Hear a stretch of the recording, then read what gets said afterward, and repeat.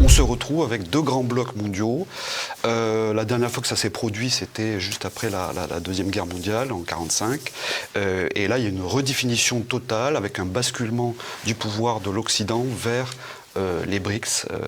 Et ça, c'est extrêmement important à comprendre.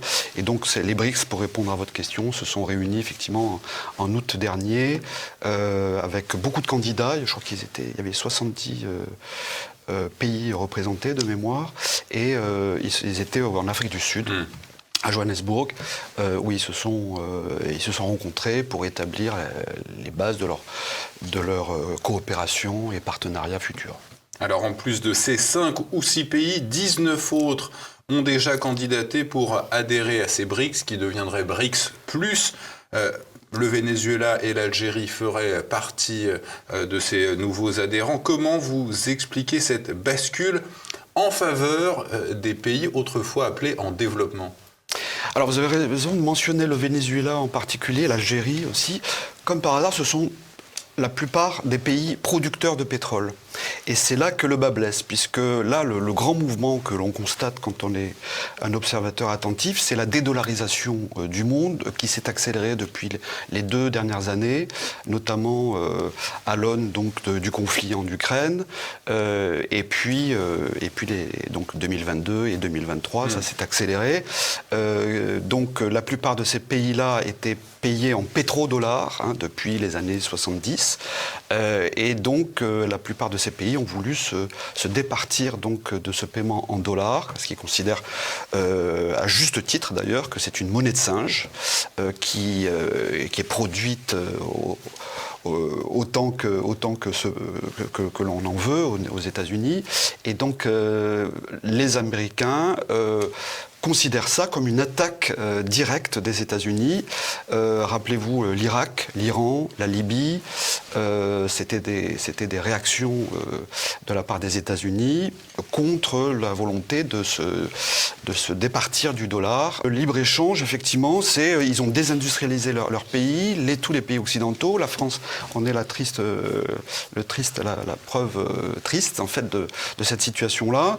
À part l'Allemagne en Europe, tous les autres pays se sont désindustrialisés, au profit toujours bien entendu des intérêts des Américains, mais ils font produire hors de leur pays, notamment en Chine. Et donc depuis 20 ou 30 ans maintenant, l'usine du monde, c'est la Chine.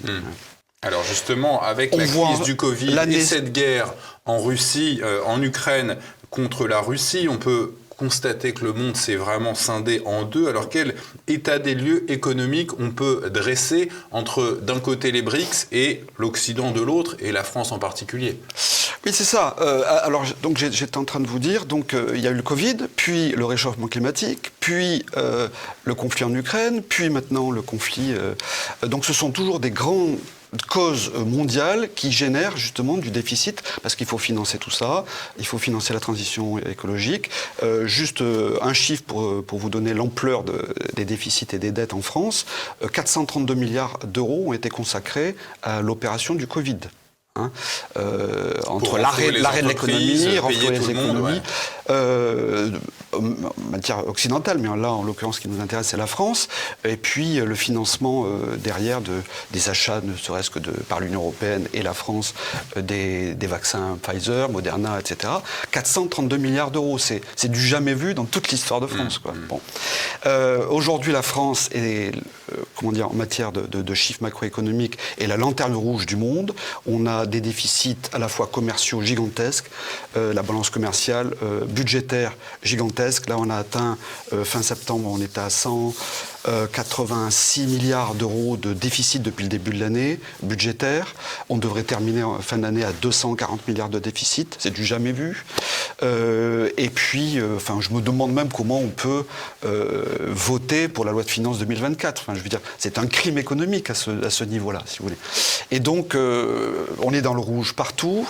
Moi, je dis techniquement aujourd'hui, la France est en faillite. techniquement, c'est-à-dire que les actifs sont inférieurs au montant de la dette globale.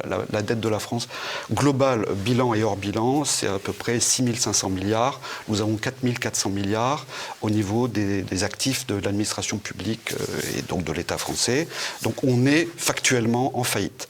L'étape suivante, c'est la banqueroute.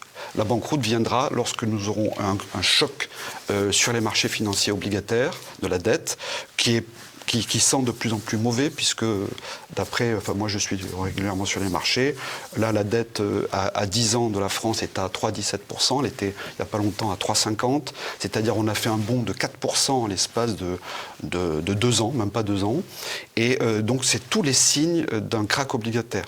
Aux États-Unis, s'ils passent le cap des 6% du coût de la dette, l'emprunt des bons du Trésor à 10 ans, ils sont en situation d'effondrement de tout leur système de finances publiques aux États-Unis. Et donc, bien entendu, de dollars. Ce que l'on est en train de vivre, c'est l'effondrement du système monétaire international basé sur le dollar. Et de l'autre, les BRICS, en matière de dette, les pays du BRICS, où en sont-ils? Alors, les BRICS, globalement, les pires sont à l'équilibre et les meilleurs sont en excédent. Même toutes les sanctions matraquées sur la Russie n'ont pas réussi à mettre à terre l'économie russe. Ils sont à l'équilibre budgétaire. La croissance économique est plutôt bien, en tout cas meilleure que dans l'Union européenne, en Europe, et aussi meilleure qu'aux États-Unis.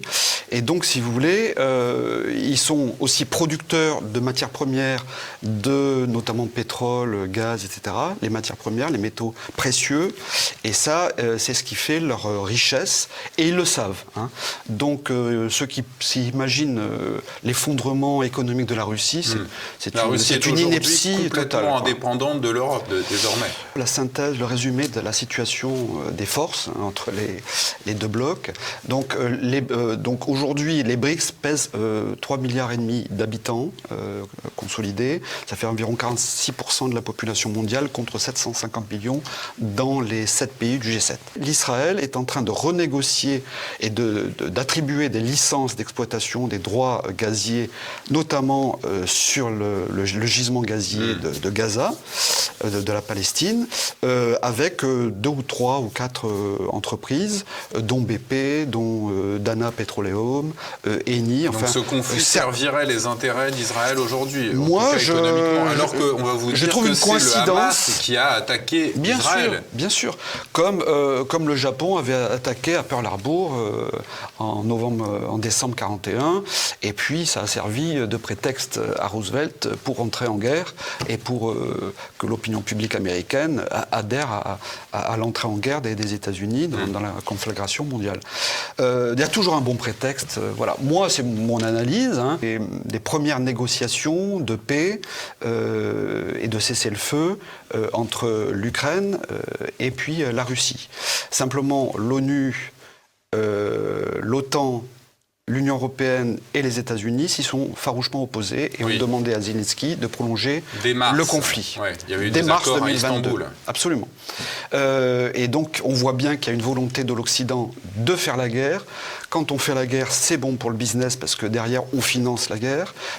On fait de la dette. Je vous ai dit tout à l'heure, ça reboot avec ce que je vous disais, c'est qu'il y a une volonté de faire de l'inflation au niveau occidental pour essayer de réduire le montant de la dette, mais ils n'y arriveront pas.